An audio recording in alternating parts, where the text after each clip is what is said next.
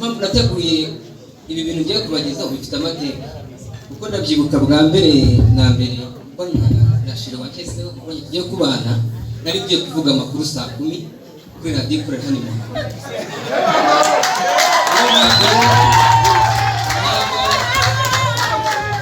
ntabwo ari kwihanganira kugenda harimo mwibanzi ariko ndashaka kubumvisha ngo nitangazamakuru dukora gute n'akantu gato cyane ubwo bizera ko n'abari intore ubwo bariteguye ugiye kumva uko tugiye kubigenda. Amahoro y'Imana tubakunze mukomeje gukurikira gahunda n'ibiganiro byacu. Nitwa Peter Clever Nizeyimana ngiye kubagezaho amakuru agezweho muri aka kanya. Amakuru agezweho nuko ikipe ya APR FC imaze gukura mu US Monastir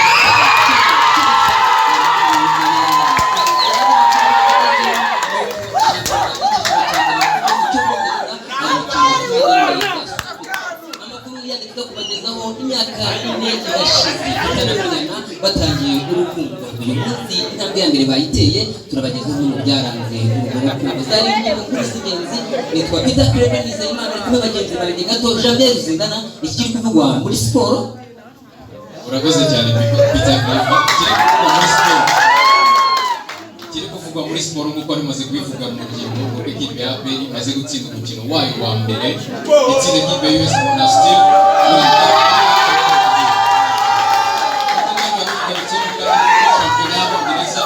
yabaye ihagaze muri weekend ntabwo iri kuba kubera yuko igihugu cy'Ubwongereza kiri mu cyunamo cyo kunamira umwamikazi w'Ubwongereza Elizabeth. Twibutse ko uyu munsi hari match zikomeye kubera ko ikipe ya Manchester City yagombaga guhura na Tottenham kuri London Stadium. Kalex turi kumwe mu makuru y'imyidagaduro showbiz iki kivugo. Murakoze cyane ku mikaze amakuru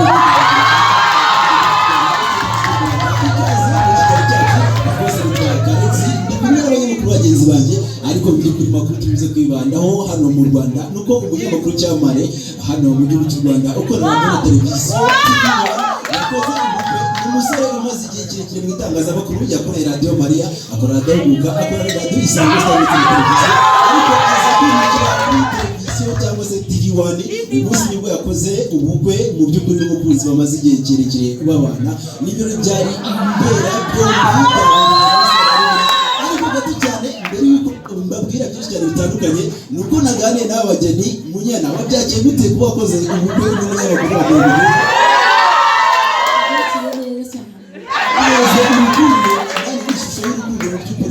urukundo rwanyu rwatangiye ryari na Peter Clever Nizeyimana?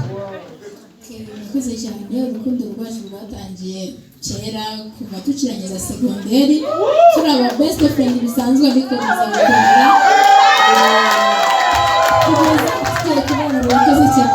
kugira ngo mwibarize ikibazo cy'amatsiko cyane mu by'ukuri Peter Clever twabanye igihe kirekire ariko hari ukuntu yatinyaga abakobwa navuga ngo nibyo yakubwiye ko agukunda ko nkunda leta itima kumwe na zindi zitwa kane 20 ujyaye wowe mwemereye ko uzamukunda ubuziraniza nabivuye hashize icyumweru kuko nyine nabanje kubyiga kuko abahungu bose baba serious ariko naje ari so serious.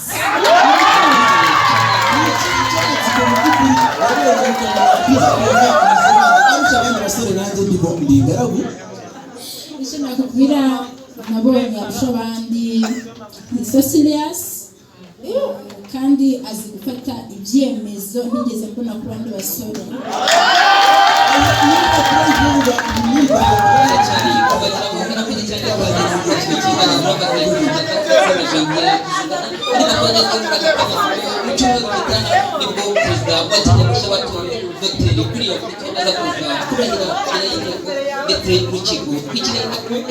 hari havutemo ibibazo ubwo bwa Raila Odinga ateberaga ko yatsinzwe amatora hanyuma ko kuvugwa hirya no hino mwese nuko ubu ngubu Vladimir Putin perezida w'igihugu cy'Uburusiya agiye gusinya itegeko rihemba ababyeyi nibura kuzageza ku bana 10. Naho dusoreje amakuru yacu yaragezweho muri aya masaha nshimiye cyane itsinda rigari ryari riyobowe na Saverine Nambaziyera Munyana